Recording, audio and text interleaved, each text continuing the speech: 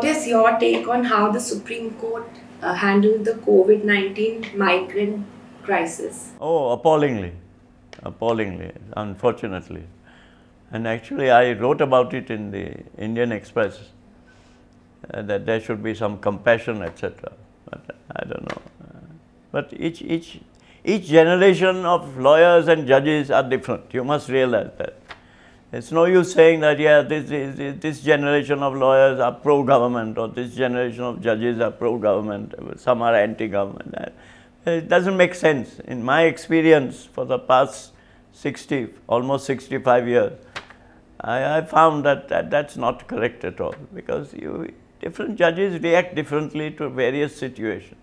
So, and I believe honestly, I believe that. Because if you don't believe that, then you shouldn't practice in the bar. If you believe that judges don't act honestly, then I'm afraid you shouldn't practice at all. But I do believe that judges do act honestly. So whatever their view, whatever the reason they give, whatever to themselves, but from a public point of view, it was almost a disaster.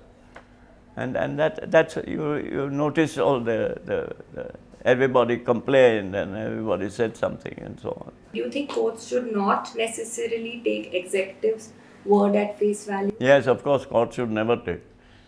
The whole you see, they should, even if other judges do, some judges should not. Chief Justice Roberts, who is a very distinguished judge of the US Supreme Court, very young yet also, he has said recently that judges must dissent if their conscience permits, but they must dissent honorably, never fractious dissent. Yeah. And that's correct. And if one would like to see far more dissents in the Supreme Court than there are, because each judge thinks differently. Each judge has a different background. He comes from a different background. What that background is I mean, known to most people, but it is a personal thing, something different from other judges, etc. Do you think there need to be a detailed guidelines on when courts ought to take suo motu cognizance? No, I don't think so.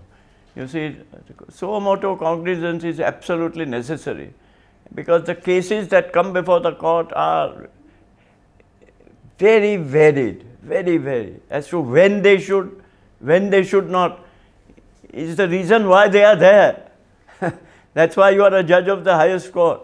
I mean, that's the only reason, because that's the wisdom, accumulation of information, facts, etc. And hopefully judges become wiser, like lawyers become wiser. Some don't. But then that's a human failing.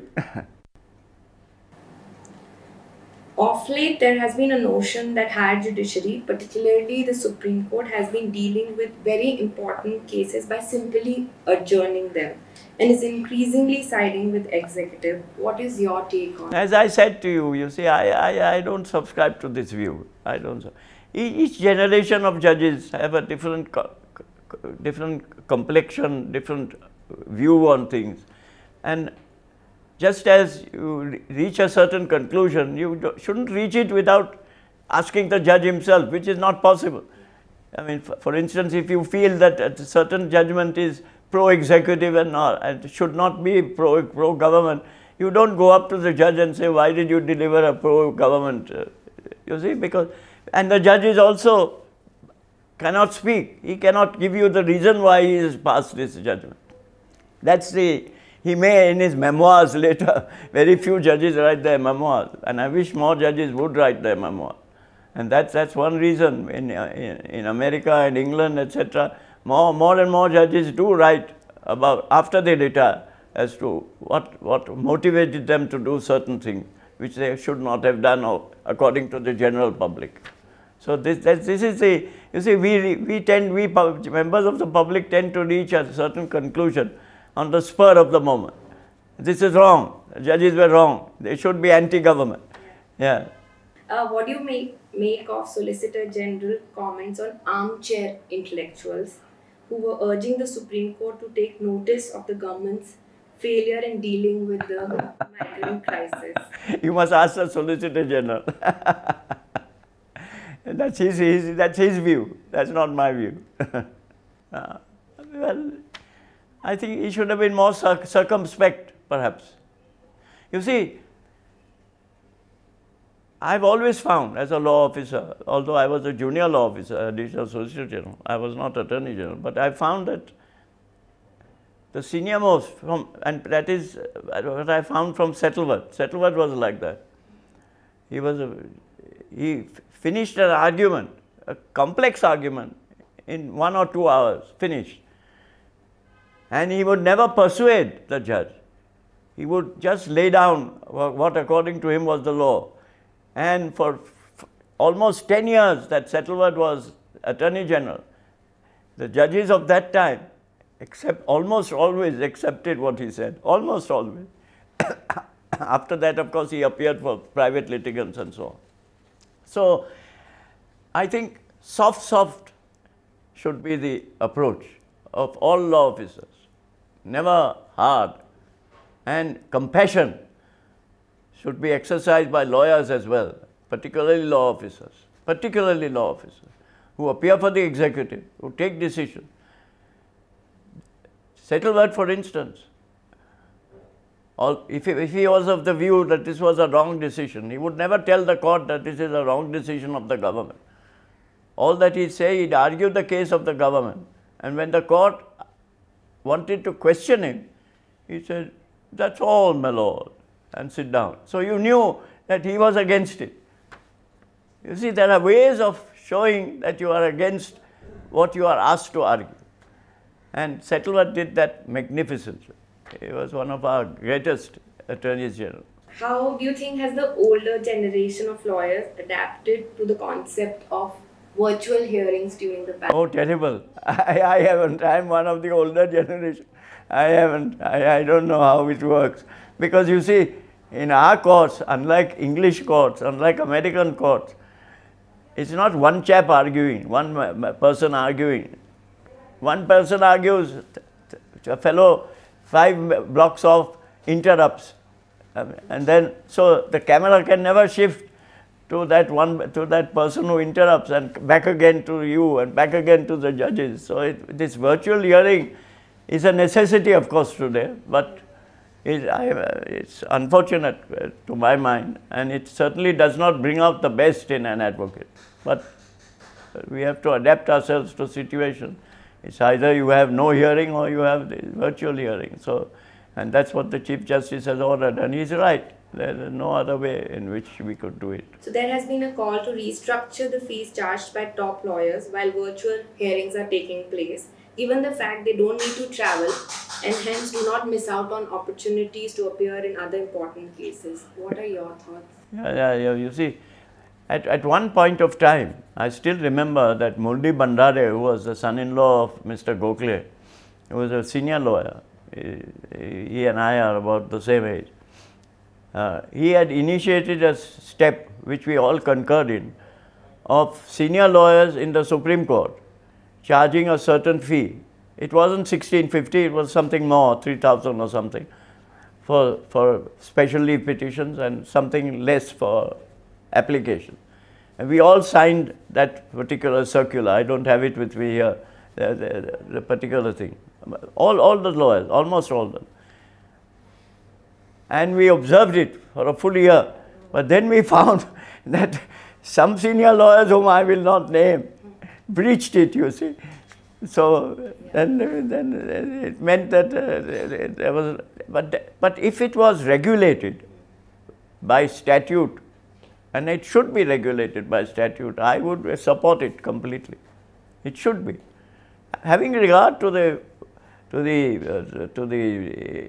increasing flow of people, etc., etc. We recently observed the 45th anniversary of the emergency, a period which you had famously resigned as additional solicitor general. Where does the law officer draw the line between arguing for the government and aiding the court to further interest? Yeah, that's true. But it's a very traumatic decision, I must tell you. It's not easy to resign from a situation like a plum job that you have to resign, especially during an emergency. You never know what's going to happen to you. I mean, that was the fear that I had, of course. I was in Bombay when I resigned and sent one line letter. That's why my letter was not of heroics, no heroics, just simple one line letter of resignation. No reason given why I resigned, but everybody knew why I resigned. So, but it's a very traumatic decision. In fact, I must tell you quite frankly that subsequently on 2 separate occasions, various governments had offered me attorney generalship, which I refused only for this reason, that you never know when you have to lay down your office. And it's, as you grow older, particularly, your courage gets less and less. I still want to talk about your decision that made you resign. Well, I'll tell you why I resigned. Because I was, you see, at that time when I was, there were only 3 law officers, the Attorney General, the Solicitor General and the Additional Solicitor. In fact, the office was created for me to be there. It was well known by everybody. But, and important cases of government were argued sometimes by the Attorney General, but he had the right to say, I won't argue it, give it to Nariman. Or the Solicitor General, who was Mr. Lal Narayan Sinha, would say, give it to Nariman. So I was the junior most, so I will have to take the damn brief. You followed? Even though my conscience did not accept it. So I knew that. And I knew that all the dirty work would come to me. So I thought that this is time now for me to just resign, because I couldn't agree with all this way of dealing with things. And I'm sure you were offered judgeship a lot of. Yeah, that's true. Not a lot, yeah, but twice, yes. One in Bombay, but when I was 38, which I couldn't accept because at that time my grandmother was alive and we are refugees from Burma and I couldn't afford it, etc., etc. Secondly, of course, by Chief Justice Chandrachud, the present Chandrachud's father, who was Chief Justice, yeah. But I said no, yeah, at that time, yeah. But, and later? And later? Later, no, not later. But only Chief Justice Chandrachud called me one day in his chamber in the Supreme Court and said all the judges have decided to. I said, thanks very much, but I'm sorry, I cannot, yeah. To give some advice to young members of the bar, and especially young members of the bar, yes, I'd like to give that advice, yes, certainly. Young members of the bar, I notice some of them are extraordinarily competent. Most of them are extraordinarily competent. I've come across them. But they need to slog. Keep working. Your job is, as a lawyer, junior lawyer, relatively senior lawyer, is to appear for your client. And when you speak to the court, you speak for the client. You don't speak for yourself, which some of our young people don't remember. They never recollect that. Because the moment you start questioning the judge or abusing him or saying something nasty about, that is not in the interest of your client. You see, that's the difference which people don't realize. Ours is not a paid job. Nobody gives us our pay. We get fees from clients because we appear for them. And once we appear for them, we are their spokesman. It's the client speaking. We are not speaking. But people don't realize that. But they should. The younger people particularly. That's the only way to get on at the bar for younger people, is to keep your opinions until you are to yourself, until you are about 40 or 50 years at the bar. Then of course you are free to express them. But before that, it is a disaster. For your own career, it's a disaster. Okay, thank you. Subscribe to our YouTube channel and click the bell icon.